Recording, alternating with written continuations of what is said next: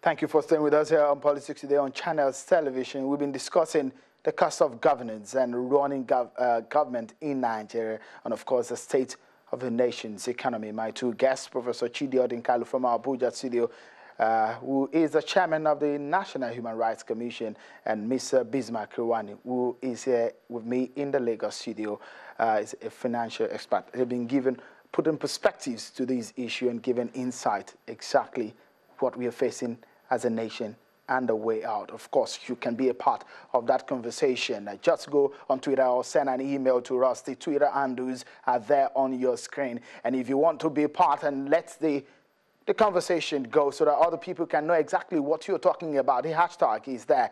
Hashtag cost of governance. That's what we're talking about. And let me go back to my guests now. So they give us an understanding. You talked about the issue of subsidy, and you said that subsidies should be removed. And someone, a Nigerian businessman, is quoted as saying, if subsidy is removed, Naira will fall to about 500 Naira to $1.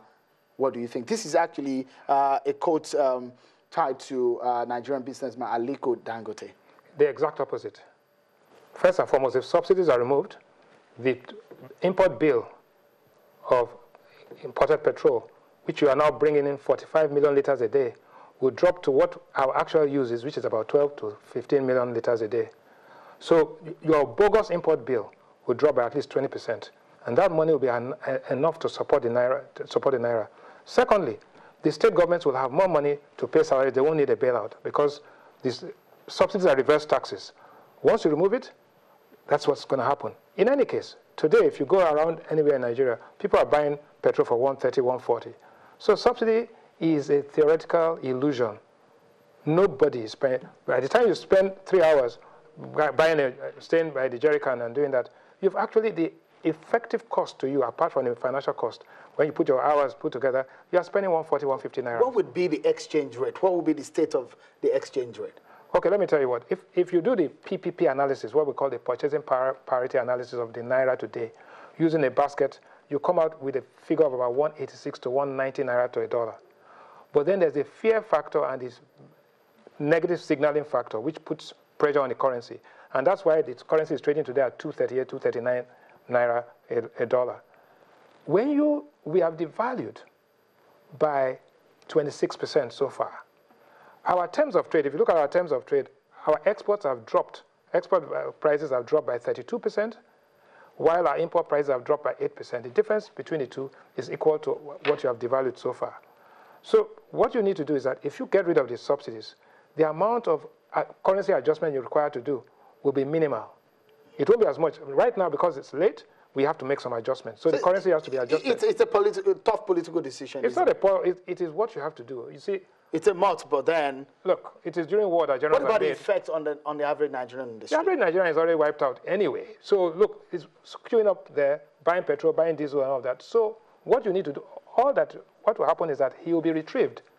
The guy is going to have enough resources, and I told you from the beginning. But it may not be immediate. The guy on the street will have to pay more. No, but the effects of the subsidy removal maybe later. No. Instantaneously, national income will remain the same. What you're taking away from consumption and giving to the government to meet its obligations. The government spending leads to a stimulant. And then once you block the leakages and block the corruption, government spending will be more targeted and will have a multiplier effect. Right now, what you're doing, you're playing with mirrors. You're deceiving yourself, saying that you're importing 45 million liters a day, and your import bill is running away from you. The earlier you do it, the better. Okay, because, I mean, this is probably going to be helped by a trust of government from those who are led and those who are leading. Yeah. I mean, if you remove subsidy now and there's no trust in the leadership, isn't there going to be a problem? That's why Nigerians voted for change. They believe that Buhari would be honest. But the average Nigerian man does not understand that subsidy. They would think that it's a pain on their... No. They're already in pain. You see, they're already in pain. So, you see, there's a time when you need to take that next extra pain to come to relief. What you have now is pain and hopelessness. What you will have then is pain and hope.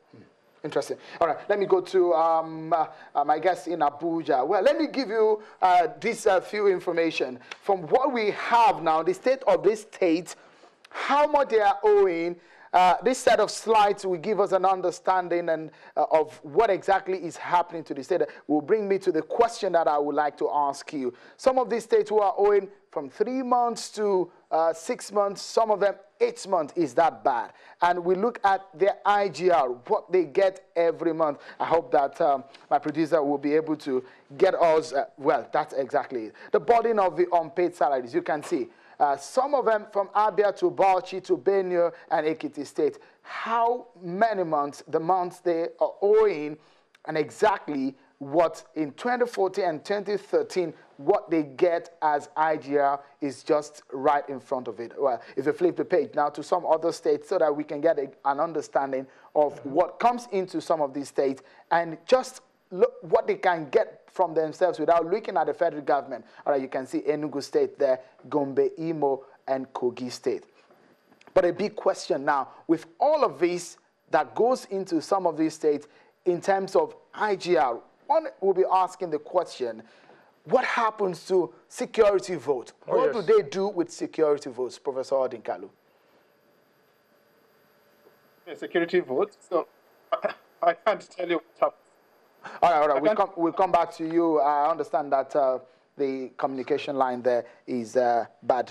Producer is fixing it. But then security vote. The security vote. What happens to it with this information that we have? Discretionary vote, which is spent on all sorts of nonsense, right? What is security vote? Who are you securing? You don't have an army, right? So who are you securing? How many governors have been kidnapped? How many of them have been attacked?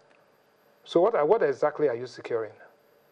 Well, how come it's difficult to follow and to track the security votes? It's a lot of money. Look, it's just money to be spent on campaign funds and making people comfortable. The truth is that you have to scrap that security vote. You have to scrap the immunity. So the president has cut his salary by 50%.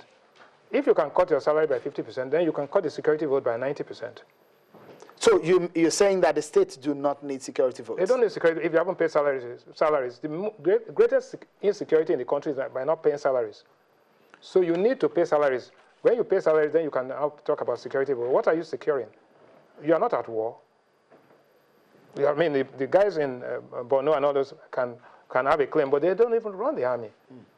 So when you take the defense budget, those charged with doing that, so what exactly are the state governors securing? What's the meaning of security vote? Interesting, because some of the question is the issue of accountability. Some of this security vote, what kind of secrecy? It seems to be enshrouded in some level of secrecy. Look, this is just, it's now time to come to a level with the Nigerian people.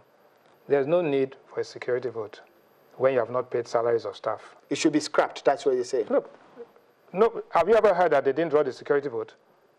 However, they've not paid salaries for 11 months. And the security votes are going? Are going. So what are they using security votes for? Interesting. Maybe they should use that to pay salaries. Let me draw this to, probably you have heard, the federal government ordered the distribution of $2.1 billion to the three tiers of, $2.1 billion to the three tiers of government. And let me show you exactly what the breakdown of these monies are. $1.6 billion is from the NLNG, company income tax and education tax. That's paid on the 7th of June 2015, and $500 million coming from tax paid by Shell. But the All Progressives Congress are coming out with some level of information saying that the monies paid in the past years must, in this same direction, the LLNG tax, the Shell taxes that paid in 2014, 2013 must be investigated. Professor Odinkalu, give us a sense of what your views are on this matter. Exactly what do you think should be done? Mr. Bismarck has told us about the fact that we need to scrap the issue of security vote. It's not needed. That's what he said. This fund that we're talking about that came as a form of bailout, what is your view about this? I already said that's revenue. We've got to try and manage our revenue properly. And I tend to agree with Bismarck, by the way, that we've got to square with the Nigerian people. The idea of security vote is nonsense. It's a slush fund. that's used for things that the public should know about. By the way, the security vote, whatever that means, it's spent under the Appropriation Bill, Appropriation Law, Appropriation Act, which actually is a law. But so why should part of the money spent under that law be secret? Two, even if you did not have the Appropriation Law, Appropriation Act at the state level or federal level, as the case may be, you still have the Freedom of Information Act, and you still have the Fiscal Responsibility Act, all of which require you to square with the Nigerian people. But quite clearly, that's not happening at the moment. We have an appropriation process that sometimes, quite often, most of the legislators that pass it don't even know the elements of. And we think that's the way to run the public space. Clearly, it isn't. But having said that, I also think that Nigerians, as citizens, we've got to take greater responsibility. Why would a governor who has been unable to pay workers for 9 months be elected to the Senate? Can somebody please tell me? There's got to be political costs for mismanagement of public resources. And if we as citizens are unwilling to levy that political cost, then we've got ourselves to blame. And we've got to take part of that responsibility. So that when people are not paying workers, and then they're winning elections, it's either elections, those particular elections are not properly policed, or the workers who are voting for them and their families have got to be asked proper questions. But there is also one point that Bismarck made. It talked about tax to GDP ratio as 15%. Our tax to GDP ratio is low. It's much lower than 15%. The latest figures I see from the World Bank and IMF suggest it's somewhere in the region of about 4.5%, not 15%. Okay. And the comparisons are, in the last 10 years, with Oman, Bahrain, and Kuwait, I believe, where tax to GDP ratio is in that range. And the only other country that ran tax to GDP ratio in that range, in that period, in the last 10 years, was Burma. So our tax to GDP ratio is so bad because it says the people don't have trust in government to be able to manage their resources. And we need to grow that and grow it exponentially.